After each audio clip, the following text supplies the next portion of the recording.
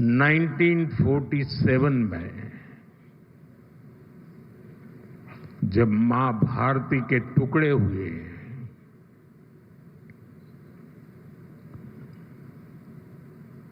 कटनी चाहिए थी तो जंजीरें, लेकिन काट दी गई भुजाएं।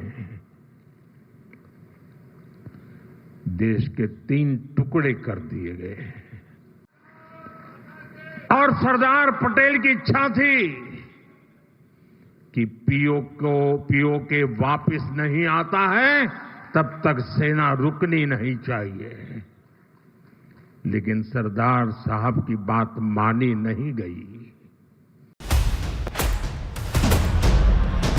Brought to you by Higher and Sharda University.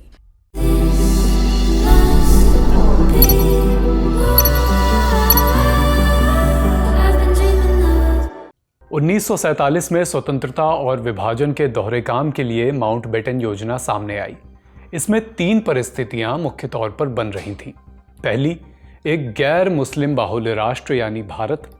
दूसरी, एक मुस्लिम बाहुल्य राष्ट्र यानी पाकिस्तान। इसके 2 हिस्से प्रस्तावित हुए, एक हिस्सा पश्चिम में माने आज का पाकिस्तान, एक पूरब में जो आज बांग्लादेश है। एक तीसरा धड़ा वो जिसमें 550 से अधिक देसी रियासतें आ रही थीं। भारत के हिस्से इन्हीं देसी रियासतों में जूनागढ़, हैदराबाद और कश्मीर का मामला शामिल था। एक वो समय था और एक आज का समय, साल 2025। आज तक भी समय समय पर कश्मीर को लेकर जवाहरलाल नेहरू या वल्लभ भाई पटेल वाली बहस उठाई जाती रही है।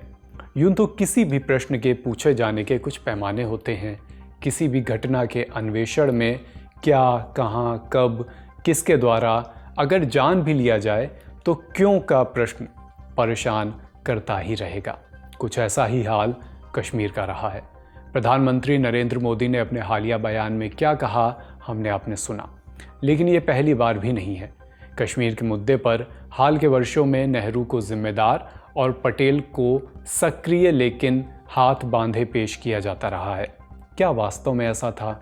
नेहरू और पटेल के उस समय कश्मीर को लेकर क्या मत थे? और क्या पटेल की बात मान ली जाती तो कश्मीर मसला उसी समय स्थायी रूप से हल हो गया होता? और क्या तब पाकिस्तान के कब्जे वाला कश्मीर भी आज भारत में होता? अगर सरदार पटेल प्रधानमंत्री होते तो क्या होता? अगर पाकिस्तान का कब्जाया जम्मू कश्मीर हमारा होता तो क्या होता?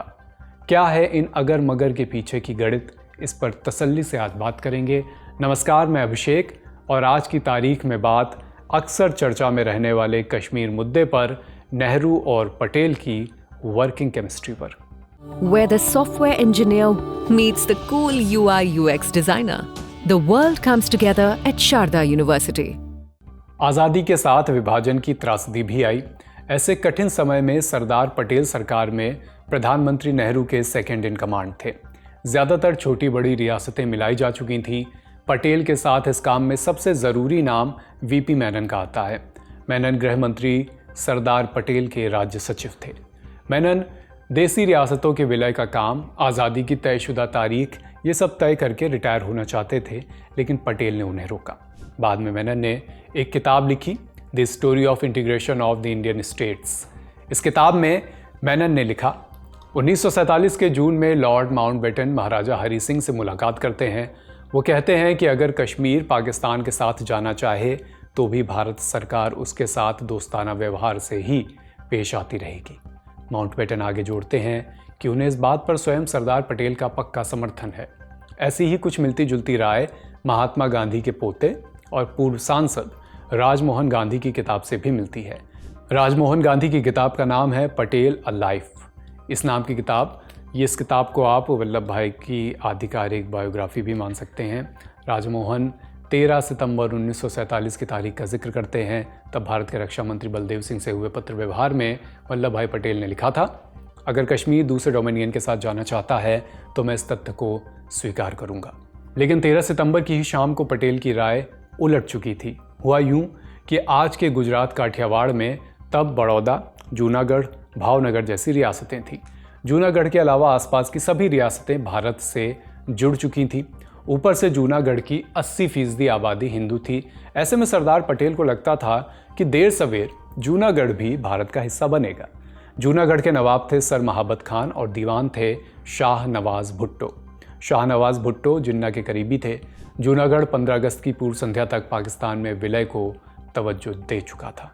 13 सितंबर की शाम जिन्ना का एक टेलीग्राम आता है।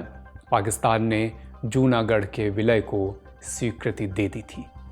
मेनन की किताब के हवाले से पता चलता है कि सरदार पटेल ने कड़ा रुख अपनाते हुए अपना पक्ष साफ किया। अगर एक हिंदू बाहुल्य क्षेत्र को पाकिस्तान अपने साथ लेने की, समेटने की कोशिश कर सकता है तो अब हैदराबाद और कश्मीर के लिए भारत पूरी तरह से दावेदारी ठोकेगा। जूनागढ़ पर त्वरित कार्रवाई हुई। नतीजा, भारतीय सेना जूनागढ़ में दाखिल हुई। नवाब पाकिस्तान भागे। 20 फरवरी 1948 को हुए जनमत संग्रह के जरिए जूनागढ़ के लोगों ने हिंदुस्तान को अपना मुल्क चुना। अब बात कश्मीर की। जब आज़ादी के लिए सत्ता स्थानांतरण की कवायद चल रही थी तब कश्मीर राज्य के कुल 5 हिस्से थे: जम्मू, लद्दाख, गिलगिट और कश्मीर। गिलगिट के 2 हिस्से इसमें गिनिए, गिलगिट एजेंसी और गिलगिट वजारत। इस तरह कुल 5 हिस्से। गिलगिट एजेंसी को छोड़ बाकी इलाके कश्मीर रियासत के अधीन आते थे। गिलगिट एजेंसी को 60 साल की लीज पर 1935 से अंग्रेज़ों को दिया हुआ था। इसे ब्रिटिश हुकूमत अफगानिस्तान की ही तरह सोवियत रूस से बफर के तौर पर इस्तेमाल कर रही थी। मुस्लिम बाहुल इलाका था और हिंदू डोगरा राजवंश का यहाँ शासन था। हरि सिंह महाराजा थे। रामचंद्र काक जम्मू कश्मीर के प्रधानमंत्री। शेख अब्दुल्ला सबसे पॉपुलर जननेता थे उस समय, जो राजनीतिक बंदी के रूप में गिरफ्त में थे। जब आज़ादी की योजना सामने आई तो ब्रिटिश सत्ता ने गिलगिट एजेंसी से भी अपनी दावेदारी हटाने का निर्णय लिया। गिलगिट की फौज, गिलगिट स्काउट्स, एक मुस्लिम फौज थी। फिर गिलगिट प्रोपोज्ड पाकिस्तान के ज़्यादा करीब भी था। उसके बावजूद फौज भी राजा हरि सिंह को हैंडओवर कर दी गई। अगला हिस्सा गिलगिट वजारत का था। अस्तोर इसका मेन कस्बा था। इनके साथ पाकिस्तान के सीमा क्षेत्र से सटे मुजफ्फराबाद और पुंछ, मीरपुर, ये वो इलाके थे जो पाकिस्तान में विलय के समय शांत रहते लेकिन भारत के साथ विलय में भड़क सकते थे। दूसरी तरफ जम्मू और लद्दाख के हिंदुओं के साथ शेख अब्दुल्ला के गुट नेशनल कॉन्फ्रेंस के सपोर्टर भारत से जुड़ने के पक्ष में दिख रहे थे, लेकिन पाकिस्तान की तरफ झुकाव इन्हें भड़का देता। फिर जम्मू कश्मीर की कनेक्टिविटी बरसों से सड़क के रास्ते लाहौर, सियालकोट और पानी के रास्ते रावी चुनाव से जुड़ी हुई थी। ये सब अब नए मुल्क का हिस्सा थे। महाराजा हरि सिंह ने 12 अगस्त 1947 को पाकिस्तान और भारत के साथ स्टैंड स्टिल एग्रीमेंट की पेशकश की। पाकिस्तान की तरफ से इस पर दस्तखत भी हुए। भारत ने वार्ता जारी रखने का विकल्प चुना। पाकिस्तान ने महीने भर बाद ही राशन पानी और ईंधन की कश्मीर में रोक टोक शुरू कर दी। इस बीच नेशनल कॉन्फ्रेंस के नेता शेख अब्दुल्ला ने हरि सिंह को अपना समर्थन देने की शर्त रखी। यहां भी नेहरू की जगह पटेल ने महती भूमिका निभाई। अक्टूबर में ही पाकिस्तानी कबाइलों को कश्मीर में भीतर ठेलने का काम तेजी से शुरू होता है। नतीजा, 22 अक्टूबर को कश्मीर पर पाकिस्तान ने खुला धावा बोल दिया। गढ़ी, डोमेल और फिर उरी, महुरा कब्जाते हुए कबाइली श्रीनगर की ओर रुख कर चुके थे। सरदार पटेल के पास कश्मीर की मदद की गुहार 24 तारीख को आई। 3 दिन मीटिंगों का दौर चला। मेनन खुद 3 चक्कर कश्मीर को लगा चुके थे। इस मौके को राजमोहन गांधी ने कुछ यूं लिखा। 26 अक्टूबर को 3 बजे नेहरू के आवास पर एक निर्णायक बैठक चल रही थी। वल्लभ भाई, नेहरू, रक्षा मंत्री बलदेव सिंह, शेख अब्दुल्ला, कश्मीर के प्रधानमंत्री मेहर चंद महाजन और उनके डिप्टी बत्रा के साथ मेनन यहाँ पर मौजूद थे। अब्दुल्ला और महाजन ने भारतीय सेना के जल्द से जल्द श्रीनगर को सहायता देने की गुहार लगाई। माउंटबेटन के हाव भाव देखकर नेहरू भी शांत थे। महाजन ने आगे जोड़ते हुए कहा, अगर भारत अभी जवाब नहीं देता है तो कश्मीर जिन्ना की शर्तों पर ध्यान देगा। नेहरू ने तल्ख जवाब में कहा, इतने सड़क तौर पर सेना को भेजना मुश्किल है, जाना है तो चले जाइए। कश्मीर के प्रीमियर जाने के लिए उठे लेकिन वल्लभ भाई ने उन्हें रोक लिया। कहा, बिल्कुल महाजन, आप पाकिस्तान कतई नहीं जा रहे हैं। नेहरू और पटेल दोनों ने मिलकर इस बैठक में एक दूसरे के स्वभाव के विपरीत स्वभाव दिखाया।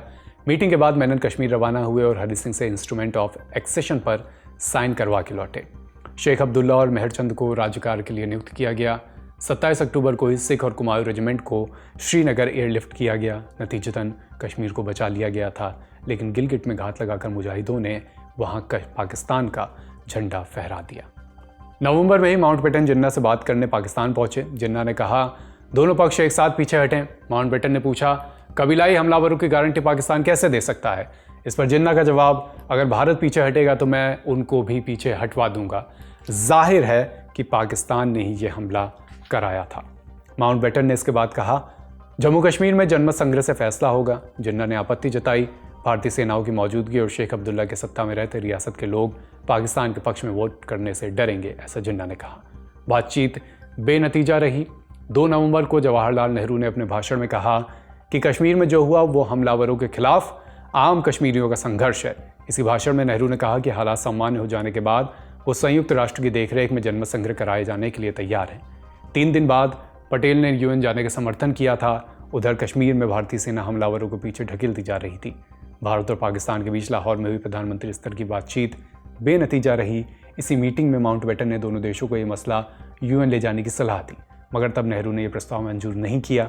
माउंटबेटन का मानना था कि अब यह विवाद दोनों देशों की आपसी बातचीत से नहीं सुलझने वाला। उन्हें डर था कि दोनों मुल्कों में जंग की स्थिति भी आ सकती है। वो युद्ध की संभावना को किसी भी कीमत पर खत्म करना चाहते थे। इसलिए उन्होंने गांधी और नेहरू को सलाह दी कि वो यूएन पर भरोसा करें। नेहरू शुरू में इसके लिए तैयार नहीं थे, मगर बाद में कोई राह न देखकर वो मान गए। पटेल को इस पर आपत्ति थी शुरू में। आखिरकार 31 दिसंबर 1947 को भारत सरकार ने आधिकारिक तौर पर इस मुद्दे को लेकर संयुक्त राष्ट्र में अपील की। दिसंबर 1948 में यूएन के सदस्य भारत और पाकिस्तान आए। 1 जनवरी 1949 को आधी रात से भारत पाकिस्तान के बीच सीज फायर हुआ, जो जहां था वही रहा और इस तरह कश्मीर का एक बड़ा हिस्सा, जिसे हम पीओके कहते हैं, पाक ऑक्यूपाइड कश्मीर, पाकिस्तान के कब्जे वाला कश्मीर, वो पाकिस्तान के पास चला गया। जनमत संग्रह करवाने के पीछे भारत की शर्त थी कि पाकिस्तान जम्मू कश्मीर से पूरी तरह निकल जाए। ऐसा हुआ नहीं, सो जनमत संग्रह भी नहीं हुआ। 3 जनवरी 1948 को कलकत्ता में भाषण देते हुए पटेल ने यूएन में जाने के फैसले का समर्थन किया। वो बोले, कश्मीर को लेकर हमारा ये मानना है कि दबी छिपी जंग से बेहतर है खुलकर आमने सामने लड़ना। इसलिए हम यूएन में गए। अगर कश्मीर को तलवार के जोर पर बचाया जा सकता है तो जनमत संग्रह का विकल्प ही कहाँ बचता है। हमें कश्मीर की ज़मीन का 1 इंच भी नहीं छोड़ना चाहिए। अब एक और बात समझिए कि पटेल किन बातों पर असहमत थे। ये सच है कि पटेल नेहरू के किए जनमत संग्रह के वादे से खुश नहीं थे। ये भी सच है कि वो नेहरू के यूएन जाने से भी खुश नहीं थे। संघर्ष विराम को मान लेने की वजह से जम्मू कश्मीर का एक बड़ा हिस्सा पाकिस्तान के पास चला गया था, पीओके। इससे भी पटेल खुश नहीं थे। मगर ये भी सच है कि जब ये सब हो रहा था तब पटेल नेहरू के ही साथ थे। जनमत संग्रह की बात उस समय की स्थितियों के हिसाब से गलत थी, ऐसा दावे के साथ नहीं कहा जा सकता। भारत तो लोगों के फैसलों को तवज्जो देने की बात शुरुआत से ही कर रहा था, जूनागढ़ में भी, कश्मीर में भी। एक बार पटेल ने माउंटबेटन से कहा था कि दिसंबर 1947 में कश्मीर को बांटने की उनकी सलाह शायद सही थी। शायद ऐसा करके इस समस्या को सुलझाया जा सकता था। इस बारे में गांधी के पोते राजमोहन गांधी, जिन्होंने पटेल की बायोग्राफी लिखी, जिनका भी हमने जिक्र करा, उनका कहना है कि पटेल ने कश्मीर को लेकर कभी नेहरू के साथ सहमति जताई, कभी कहा कि कश्मीर समस्या सुलझने वाली नहीं है। राजमोहन गांधी ये भी लिखते हैं कि कश्मीर पर नेहरू ने जो भी किया उसमें पटेल उनके साथ रहे। यूएन जाना भी ऐसा ही एक मामला था। नेहरू ने पटेल को कभी अलग नहीं किया और न ही पटेल ने कभी नेहरू का साथ छोड़ा, ये भी सच है। विदेश मंत्रालय नेहरू के पास, गृह मंत्रालय पटेल के पास था। इतिहास इनके बीच कश्मीर को लेकर ऐसे किसी मतभेद के बारे में नहीं बताता जिसको लेकर दोनों में ठन गई हो या राहें अलग हुई हो। ये सही है कि नेहरू और पटेल के बीच कई बातों पर असहमति थी, लेकिन ये वैसी ही थी जैसे तमाम काम करने वाले लोगों के बीच अमूमन होती है। मतभेद तो थे, मनभेद नहीं थे। नेहरू और पटेल भारत के वो 2 मजबूत स्तंभकार हैं जिनमें साम्यता के बिना आज हम और आप इस मजबूत भारत को शायद नहीं देख पा रहे होते। नेहरू थोड़े डिप्लोमेटिक किस्म के व्यक्ति थे और पटेल खरी खरी बात कहने वाले। नव स्वतंत्र भारत के लिए ये कॉम्बिनेशन अनिवार्य भी था। बाकी सबका अपना अपना स्वविवेक। चूँकि भारत की राजनीति में ये बातें लगातार उठती रहती हैं, हाल में भी उठी, इसलिए हमने इस किस्से को वापस आपके सामने रखने की सोची। तारीख का ये एपिसोड लिखा है हमारे साथी अनुराग ने। अपना ख्याल रखिए। फिर आपसे किसी इतिहास के पन्ने, किसी पुराने पन्ने, किसी किस्से पर बात होगी। तब तक अपना ख्याल रखिए। ललन टॉप देखते रहिए। शुक्रिया।